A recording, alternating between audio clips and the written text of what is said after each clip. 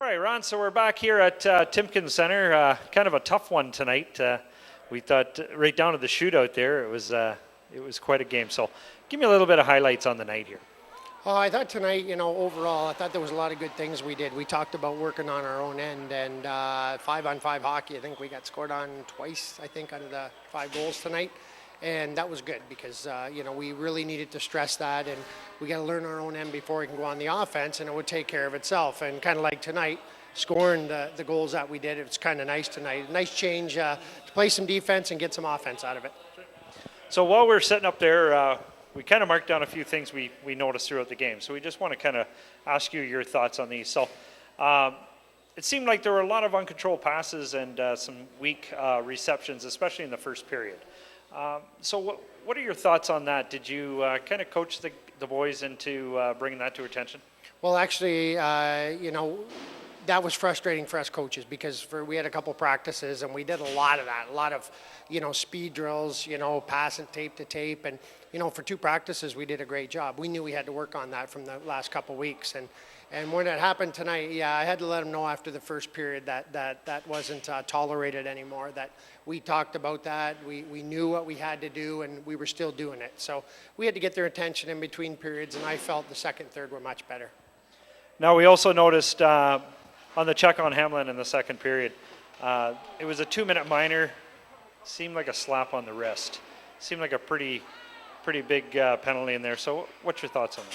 Well, I thought he was vulnerable in a vulnerable position. And, was it only a 2-minute? It would have been a 2-minute, I think, if he was against the wall and, against the boards. But he was at that space away from the boards that when he did get pushed or hit, it's, he got hurt for a bit, but he come back. And, it looked scary to begin with. And you can't do that. He called it a rough, and that's fine. It was a rough. And, I can't say what the ref can do. I get frustrated, but that was his call, and he was right there. So it was a scary time watching him coming off the ice. So there seemed to be a lot of penalties in the third, many of which were more severe, such as a 10-minute misconduct penalties. Were the guys getting frustrated? Did they start losing their cool?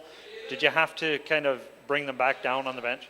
No, not so much. I just think all of a sudden they started throwing 10s. I mean, in the first 2 periods, it was 2-minute minors or they would let it go. But, they could see it possibly getting out of hand, and that's how they clamp down. They throw 10s at you, and they throw the guys in the box for 12 minutes to cool off. And I guess if they're doing it both ways, that's just the way they call the game now.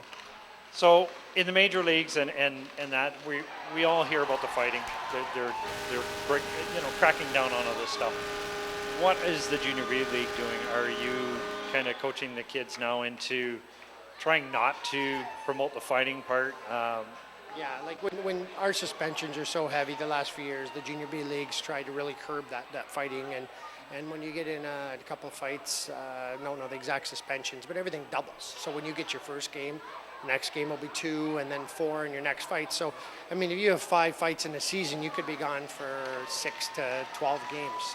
Yeah, it's quite a suspension that you do get for fighting in our league. So that's how they're trying to curb it, and that's, understandable. So from a player's point, though, what are the kids telling you? Like, I mean, it's got to be frustrating when you're out there, somebody does a check or you get a slash against you, you want to retaliate, tensions flare. Yeah, if they can't fight, how do they get rid of that frustration? Well, as coaches say, I'm sure, is get the number. And when the kid's got the puck and he's got his head down, that's when you hit him. Or if he's got the puck along the boards, that's how you kind of take your frustrations out on him. You can't do it with your fists anymore. And yeah. I know there's a lot of talk right now in the NHL and the OHL about that. And the Junior B League, it's tough. We see it on TV still. The kids see it. As the next generation of kids come along, fighting could be gone altogether. So for the next 3 or 4 years here with the kids we have until they're 20 years old and 21 years old and gone, this is going to be the same thing. So, yeah. Well, thanks for tonight.